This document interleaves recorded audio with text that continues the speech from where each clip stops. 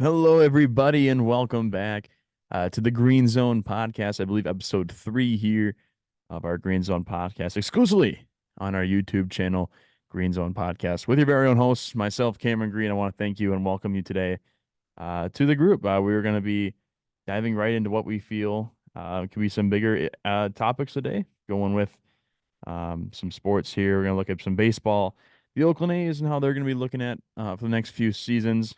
We're going to talk about the trade yesterday. The guy announced Stefon Diggs is now a Houston Texan, no longer a Buffalo Bill. And I got my NCAA men's and women's Final Four predictions. Never got to get my bracket in. I did not record in the last 2 weeks, but I will say my bracket is not honestly that great, but that doesn't matter. Today we're going to talk about our very men's and women's sports alike. Honestly, for women's basketball, hey, it's the most excited I've probably been excited for a women's Final Four in a long time. So props to the women's sports for showing up this year. But we're going to start off in the baseball category. Today it was announced that the Oakland A's are officially moving to Sacramento. Yes, that's right. In 2025, at the conclusion of this 2024 season, Oakland will say goodbye to the Oakland Coliseum. Is it really a sad goodbye? I mean, it's got memories there, I guess, but uh, really not much of a sad goodbye for those in the last few years. Nothing really to remember. But they'll be moving to Sacramento in their new stadium. It's Sutter or Suter Health Park in Sacramento for the 2025, 2026, and 2027 season before they finalize their move to Las Vegas. Now, what to know about this park? It holds 10,624 fixed seats. If you expand to all seats, it's 14,014, which includes fixed seats, lawn, and standing room only tickets. And if you think about where the A's have been attendance wise the last few years, that will fit everyone. In fact, there probably will not be sellouts. I'm being serious as I stare in this camera. No, but Oakland has not really had any franchise sellouts in a long time, except the reverse boycott game. I believe that happened last summer. Sellout crowd at the Oakland Coliseum. Well, I guess not sellout crowd. That stadium holds a ton of people if you include the upper deck, but a good amount of Oakland A's fans were there for the reverse boycott. Now they're just boycotting outside the stadium into the parking lot. But like, what a day for Oakland fans. What a poorly run franchise. That's the only thing I can say about it. How can you explain to me that you can put out a terrible product year in and year out over the last, I don't know, I'll say 4 or 5 years, ever since Marcus Semien, Josh Donaldson, that kind of core left Oakland and has been replaced by with guys, no disrespect to these players, but the Brent Rookers of the world, Esteury Ruiz, who they just sent down after he stole 67 bases last season and was batting over 400 in the opening week here of opening day. Zach Geloff, these players are not bad, but they're not complimentary players that you would put to start a franchise or lead a franchise with. And how can you sit there and put that kind of product on the field and expect to have people come and enjoy it? I mean, it's major league pretty much translated to real life. You know, we're going to put a crappy product year in and year out, and we're not going to expect to win any games intentionally so that we can move this team to wherever we desire, the location that they desire being Las Vegas. And I don't blame them for wanting to move to Vegas. You look at it, Vegas has now a hockey team, a WNBA team, a NFL team. It will have a baseball team. And I think when the NBA expands at some point, which Adam Silver says he wants to, there should be no reason why Las Vegas doesn't have an NBA franchise as well. So you're going to put every major market in Las Vegas. And I get the whole they're saying, well, if you're an Oakland A fan, you could just go be a San Francisco Giant fan. It's the same thing as saying you're a White Sox, Cubs fan, Mets, Yankees. It's not the same. You can't just do that. I mean, it's just if it's in your blood, it's in your DNA. I'm from Minnesota. I could never go be a Green Bay Packer fan in terms of football if the Vikings ever moved. If the Twins ever moved, I could not go be a Brewer fan. You'd have to find another team, or you would just simply follow that team to wherever they go for their new location. And Oakland now, I mean, they're basically just they were treading water for years, and now I think it's the analogy of the lifeguard throwing them the vest, but they're too far underwater, so it's impossible to save them. And at that point, there's no reason to hold on to what they have. And when you're putting out attendance records like that, when it's attendance records for lows, I should say, I think I saw a game the other day and it said the attendance was 10,000 and people were like, there's no way in hell that is a 10,000 seat crowd. It's probably more like 3 or 4,000.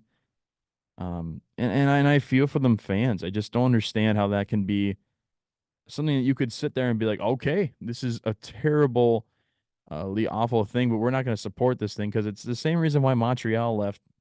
Well, the Expos, I say, left Montreal is that they weren't winning, but at the core of that, there wasn't an owner that was willing to work with the fans. They're not willing to work with the fans.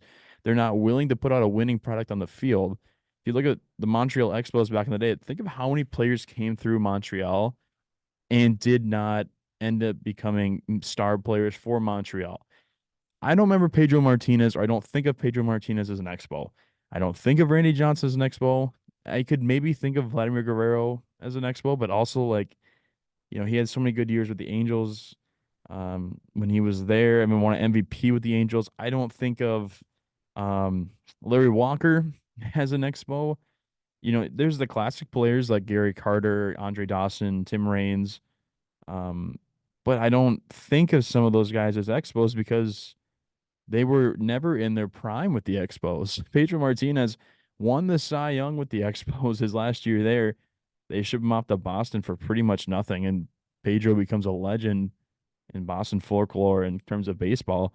And you can pretty much go on the list with Randy Johnson, with Vladimir Guerrero, with Larry Walker, four Hall of Fame worthy products there that are not wearing an Expos hat when it comes to them being enshrined in Cooperstown. And there are a few people who have Expos hats on. I think it might only be Tim Raines, Gary Carter, and Andre Dawson, the other ones that wear Expos hat. I might be wrong. Someone correct me on that if I'm wrong. But like Oakland, they have such a rich history of baseball with Reggie Jackson and Ricky Henderson and Dave Stewart, Dennis Eckersley. You even look at the older days when they were, like the Philadelphia Athletics with Jimmy Fox and they had Ty Cobb play for them at some point. There's such a sad day for Oakland fans. Just it's not the whole fact of moving to Vegas, and they've had to deal with that with the Raiders and the Warriors leaving. I think they went from Oakland to San Francisco or somewhere around that area. I'm not sure if I probably may be wrong about that, but I mean, Oakland is simply it's a funnel now. It's a bottomless pit for money to put in there. They're not going to improve anything. I feel bad for the community of Oakland. You know how much money that probably came in with having sports teams there, and how money is not going to come in anymore just because that they don't have any more teams. They don't have any more teams.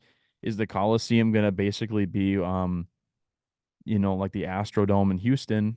I don't think so because the Astrodome was cool. No one in the last 20 years has probably said the Coliseum's really cool. No one said that at all. So I mean, Oakland is just terribly run franchise. I mean, they don't really have any direction. It reminds me, I'm looking at other poorly run franchises. If we're looking the last few years, I have some franchises written down here that we could compare to, like the Arizona Coyotes for hockey. I mean, the Coyotes play in a terrible market. No one cares about hockey in Arizona. Let's just be frank and blunt about it. No one cares about Coyotes hockey. I've never heard anyone say, God, them Coyotes. You don't ever watch ESPN and see any Coyotes highlights, anything like this, because the Coyotes are terribly run. They're terribly advertised. They're terribly marketed. But I think that's different than you look at someone say, like I have on here, the Timberwolves specifically too. I think the Timberwolves are more so they're terribly the way they sign players, putting players on the field. They had Garnett there for so many years, didn't really help them out. They had a young core of Wiggins, Levine, Karl Anthony Towns. That was all traded away. And that's more like a player personnel thing than I think anything. Minnesota Timberwolves basketball has at least been watchable, I guess. If you look at the last decade, ever since the arrival of Karl Anthony Towns, it's definitely shifted since then. So maybe for the last decade, it has been watchable.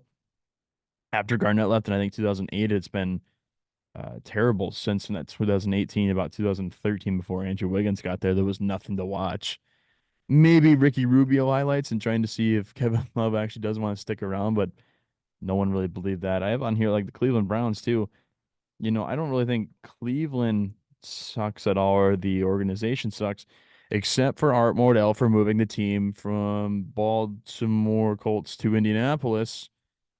Or sorry, Cleveland Browns to Baltimore for the Ravens. Think of a different franchise there. And that team goes to win a Super Bowl. It's not really Baltimore's team, it's Cleveland's team. And they get a team 2 or 3 years later and expect to start over again. And that's the bottomless pit of drafting quarterbacks for Cleveland. That's not really fair to them. But I mean, you look at the quarterback situation there that's been for years and years, and that I don't really think that falls on the fans. I think it more so falls on ownership and player personnel, maybe coaching. You can look at a number of things of why it doesn't work out for a team, and that's definitely a team that I would think about. I have like the Oakland Raiders too. Um, from moving from Oakland to Los Angeles now to Vegas, and they are um, constantly moving back the day with Al Davis. I know that the NFL always say had a problem with Al Davis, and they were a pretty fun team to watch them back in the 80s and the 90s. But I think as of recently, the players that they have taken chances on and drafted, I don't mean to, it's Jamarcus Russell, Daenerys Hayward Bay. There's a number of players you can look at and say like the way that Oakland runs Vegas, Oakland, I don't care, runs their franchise maybe takes a little more out of the playbook of a different kind of style of play. But it's not a greatly run franchise, I would think, at all. But I mean, it's kind of like a funeral now for Oakland today. The beginning of the end. And I feel for that team. I feel for that squad. And even actually, they're going to be the Athletics, not the Sacramento Athletics, not the Oakland Athletics of Sacramento. No, no, no, no, no, no. They're going to be known as the Athletics or the A's, which is a terrible name. They're going to not have a team that's going to be basically an identity for 3 years. I think you might as well just name them the Sacramento A's or like, the Angels do the Los Angeles Angels of Anaheim. You could do like the Oakland A's of Sacramento, something like that, or the California A's, something that makes it sound a little better than just the A's. No one wants to call their team that at all. Like the A's, like, it's not exciting to anybody. Uh, but I mean, we'll see. We'll see what happens to Oakland. I want to think I'll be the optimist about this, looking out at it and thinking, ahead for the future that they have a chance to be a successful team. But I mean, really, we'll also see too if they move to Vegas and start spending money. That's a total middle finger fu to Oakland too. That we don't think this is worth spending any of our time, money on. And what kind of player would want to sign with Vegas, the Vegas A's? After seeing what they did to their fans for years and years, we'll see what happens with that team. And I just feel for them fans today on a day like today when they know they're not going to be around. So we're going to jump ship now. Going to move over to the NFL landscape, which was shaken up yesterday as Buffalo Bills longtime wide receiver Stefon Diggs was traded from the Buffalo Bills to the Houston Texans, which is putting Houston now in a perfect spot to be a contender for next year. Something that if you would have asked me 2 years ago, I would never have thought that would have happened. Stefon Diggs, A, being a Houston Texan, B, the Texans being competitive. Probably would not have thought of that first thing that came to mind with that team. And what a turnaround. I mean, for that team. From 2 years ago, winning, I think, 2-15 that kind of year, and finishing it off, you're able to grab CJ Stroud and Will Anderson. You're thinking, hey, we might have a chance to have a pretty decent year. Winning the division, signing Joe Mixon, you have all of your draft picks basically hitting off really well with Tank Dell being a big part of that Houston squad until he broke his leg, I believe. I mean, look at what Houston's doing now. I think the landscape of the NFL is going to change dramatically. Is the Buffalo Bills window of opportunity over? I think yes. Now, it's one of those things I don't really think yes because whenever 17 is going to be there, they're going to have a chance. That's totally something that's going to happen with that franchise. But I think when you're ultimately going back on everything, you're going to have to get a new receivers. You're going to have to get a ton of new players that they had to cut this season, basically cleaning house. I can't see that as being an upgrade for Buffalo at all to be put in a position to compete with Kansas City. I think they had to look at it and say, well, if we're being honest with ourselves, we're not at the level that Kansas City's at. There's only a few teams really in the NFL, and if not the AFC, that can probably compete with Kansas City. It's probably Baltimore. It's probably the other closest competitor. And this Diggs trade might put Houston in that position to compete with Kansas City, but no one's really touching them now until until you beat Kansas City, you're not really the kings of the AFC at all. But I think Buffalo definitely took some steps backwards because of this trade. And I think they know that they have to in order to do this to go forward. But this means for the NFL is that a new receiver is, born, kind of a new relationship. The Stroud Diggs relationship. I never thought I'd hear that come out of my mouth. We've seen trades recently in history that have worked out with Tyreek Hill going to Miami, Devontae Adams going from Green Bay to Oakland. But I don't think, we really prepared for Diggs to be traded. But it seems kind of inevitable.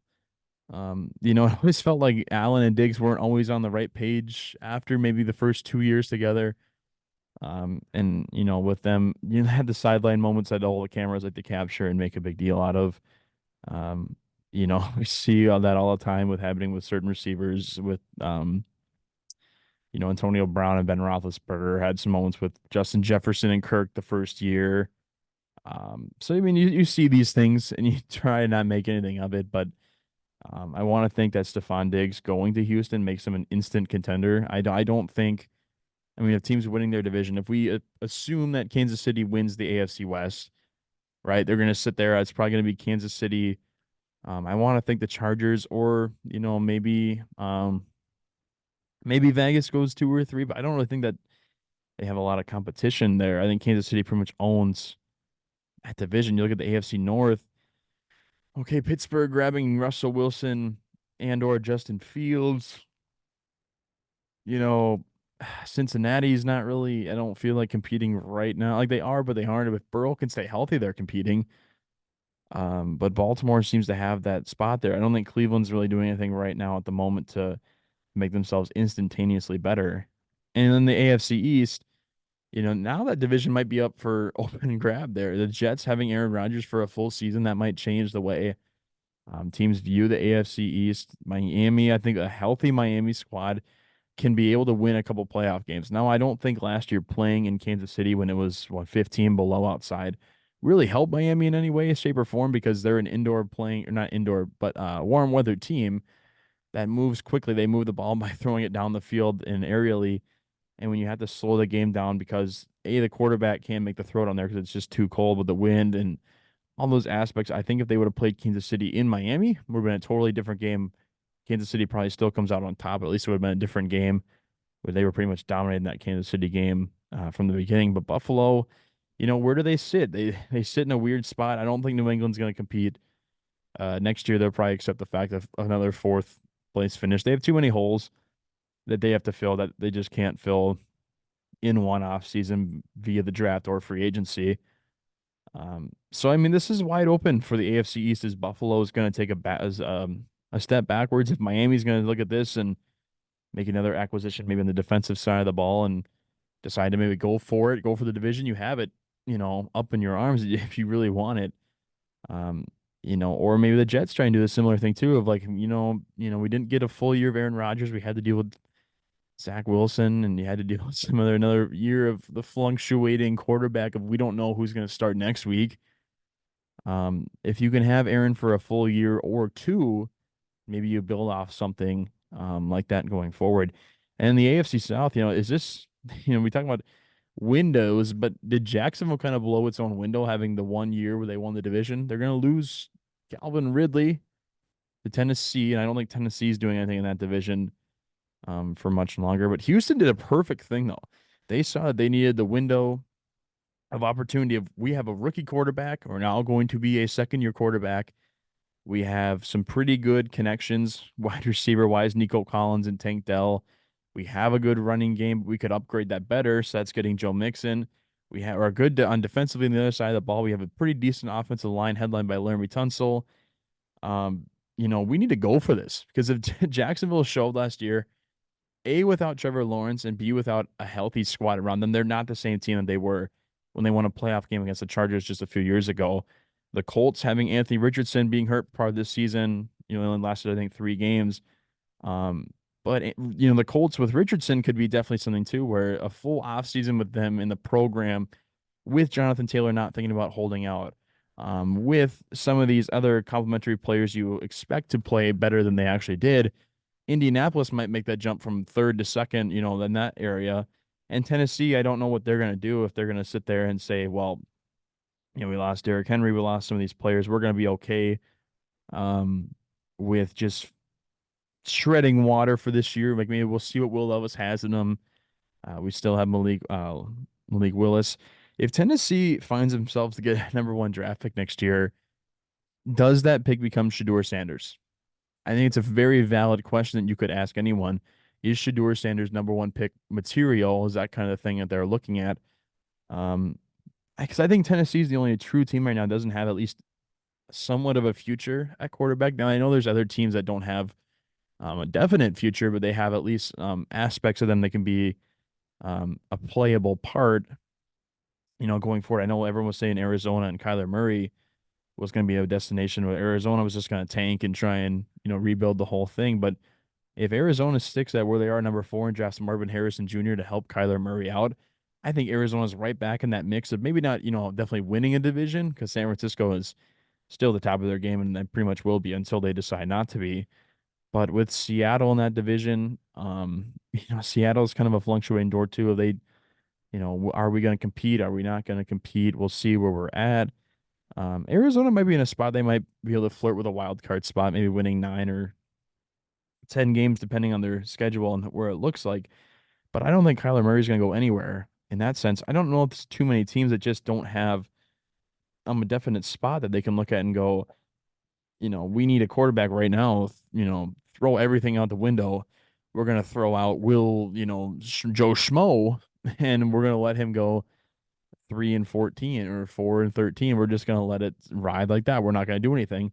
So I don't know what Tennessee looks at that too, because if Houston, if Jacksonville and Indianapolis all have somewhat young quarterbacks, I know Lawrence is going to year I think 4 or 5. But if they have somewhat futures at the quarterback position and Tennessee doesn't, we'll see what Will Levis does this year. But Tennessee could be definitely in a spot where they go, we're just going to hold out and see what happens, and we might make that trade from 4-1, depending on where they're going to finish at the end of the season. And that might all happen just because of this trade that happened today or yesterday, I should say, with Stefon Diggs. And we don't know what Diggs will look like in a Houston offense, but we can pretty much say that Houston's now probably a #2 or a #3 seed coming for next year's playoff spot. So we'll see how that lines up, next year and going forward in the draft to see how that lines up um, for next year. I want to jump down over to the NCAA men's and women's tournament that's been going on. We're now in our Final Four stage with UConn and taking on Alabama and Purdue and NC State, holding the two battles they'll play this Saturday. Well, my predictions coming up here in just a second. And for the women's, South Carolina will be taking on NC State, and Iowa will be taking on UConn. Probably one of the most anticipated women's basketball games of all time. I gotta think, I don't remember too many games being this hyped up to a level. You have Caitlin Clark and Iowa and the Hawkeyes and Paige Beckers and the Huskies from UConn. Um, it's a pretty nice battle. Exactly what you want to see when it comes down to these Final Four teams. Looking at this though, I'm going to start off with the men's side. UConn taking on Alabama. I originally had Alabama going to my Final Four, so that is a prediction I had right there. I had them beating, I think, North Carolina. And I have to check the tournament here, though. I'm trying to think who I had beating, who they had beating in that final game here. Just 1 second. I had Alabama originally going to the Final Four. I think I had them beating Arizona. Arizona, of course, losing to Dayton. Losing to Clemson. And Alabama being able to sneak away through a Clemson game. UConn's blowing through everybody the whole time here. Purdue in the same spot too. They've pretty much dominated the whole tournament. NC State being the sleeper team of the tournament, and that's really what you need one to root for. I think NC State's a perfect team with DJ Burns going off against Zach Eater. That'll be such a fun game. Looking at the matchup though that UConn has against Alabama, I think Alabama's a very fast-paced team. Any team that tries to outrun them is definitely probably going to have some troubles and have a hard time matching them for the most part. But I still think UConn has the edge in the depth. Other scenarios and aspects of the team, I have UConn beating Alabama this Saturday in a closer game than UConn's probably ever played in this tournament, with beating Alabama by 9 points. And I gave, Alabama a 9 point spread there, but I definitely could think that if UConn is able to defend and hold Alabama in the half court offense, I would not be surprised if this game finishes with a 75-50 final. I mean, UConn is far and away the best team in this tournament all season. And it's pretty much shown why they're the best team and why they're able to sort of look at now and be in a position to repeat from last year. UConn's definitely in a spot where they can, do that against Alabama too, who Alabama, I know they expected to be here, but Arizona, North Carolina probably would have matched up pretty well too with UConn. So we'll have to see what Alabama can do, but I have UConn beating Alabama by at least 9 points. Jumping over to the men's other side there with Purdue taking on NC State. I love the way NC State plays. I didn't have them winning a game, in the tournament in my bracket, but watching them continuing to beat teams that they are not better than. They're not better than Duke. They're not better than some of these other schools that they've been playing as of least. And they got lucky when they were able to play Oakland. We were able to squeak by them with a 6 point victory. Able to get by Marquette, which they're not better than Marquette, but on that day, Marquette did not show up like they needed to. Marquette just has not been what they have tried to be the last few marches, beating them by almost 10 points, and then going up against Duke and basically dominating the whole game, uh, at least holding a spot over the Blue Devils in that game. And then we look at Purdue, who, has been probably the number 2, 3 team all season, for most of it, people are saying the best team in the country, led by a 7-4 Zach Edey. And they've been able to beat just about everybody when it comes to them, not only all season, but looking at the NCAA tournament. So in this game, Purdue over NC State, I do have the favorite taking this one, Purdue. I don't think it's going to be relatively close. I think the run of NC State's going to fall a little short here. Purdue taking this one by a score of 78-56. And I know it's a 22-point win for Purdue, but if you're not matching up against Zach Edey and he gets so many bigs into foul trouble so early that it impacts the game right away, if he himself gets into foul trouble, it will change a lot of things, but they definitely have some more complementary players that can impact a lot more, I think, than what NC State is more capable of. So I have Purdue winning that one by 22-point margin. And when it comes down to my men's final national championship, folks, I have the UConn Huskies going back to back, being the first team since the Florida Gators to repeat over Purdue in an 8-point victory. I think UConn has so many aspects of their game. Yes, they have star players, but it looks like they're such a deep team heading up against Purdue, mostly led by Zach Edey. There are complementary players like Braden Smith and some other guys for Purdue that are also standout players on their own mark. But I think that UConn definitely is a better team than Purdue. So I'm going to have UConn Huskies as my national champions for the men's side. I want to look over here at the women's side now. South Carolina, the undefeated season has remained so far intact. They'll be taking on NC State, another team. Can you imagine NC State? I did not picture this in my head. Both teams making the Final Four this year. So good for NC State. Good for that university. I'm sure that student body is just, beyond its wildest dreams for what the expectations were at this season. But looking at this season, South Carolina there's a reason why they're 35-0 entering the tournament. They've been a pretty solid team. I have South Carolina winning this one over NC State by 14 points. It's another one of those I love the underdog story. And NC State only being a 3 seed, not really an underdog story, but it's South Carolina. It's the mighty, Gamecocks, and they're definitely a team that, has shown all year why they are probably the best team in the nation. And then jumping over to the game that everyone's anticipating, the Iowa UConn game, Caitlin Clark going up against Paige Beckers. It should be a great game. I think I'm more excited for this women's game than I am the men's game, and that is the first time I will say, this is a PSA here. I have never been this excited for a women's basketball game. And I have Iowa winning this one. I think Caitlin Clark, the storybook year is going to continue. Trying to look for redemption after losing last year's national championship. I think she's going to be able to get her team to another national championship. I have them beating by UConn 67-63. I think it'll be a pretty close game throughout most of it, and it will basically come down to free throws in the end, with Iowa pulling away by a 4-point victory. And my women's national championship, I know I have another one seed coming. I think the Gamecocks of South Carolina are going to win this one and complete the perfect season, narrowly beating over Iowa. I think if Caitlin Clark does get to win a national championship game, she will have a game very much like it was against LSU. I could not expect another 40-point outing. I would not be surprised one bit. The Gamecocks from South Carolina, I think, will complete the perfect season. And it'll be another team will look at one of the greatest of all time, and one of the greatest marches, really, of all time that we've seen in a really, really long time. And I'm just so excited for this week of sports. I apologize for not having recorded for the last few weeks. We're gonna start a TikTok page coming up here soon. We can post some of these clips. So you make sure to follow that. I will post this on YouTube. Get it to our TikTok page, our Twitter page. I really appreciate anyone who tunes in to watch. I wish people would share that, get people out there to watch this.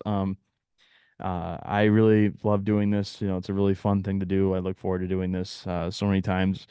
And I'm always thinking about what to do for this podcast, always thinking about what to go forward. So with that, that's all I got for today. So on this April 4th, this is Cameron Green signing out from the Green Zone podcast. Check us out on our exclusive YouTube channel. Thank you for listening. For the Green Zoners out there, I'll see you next time.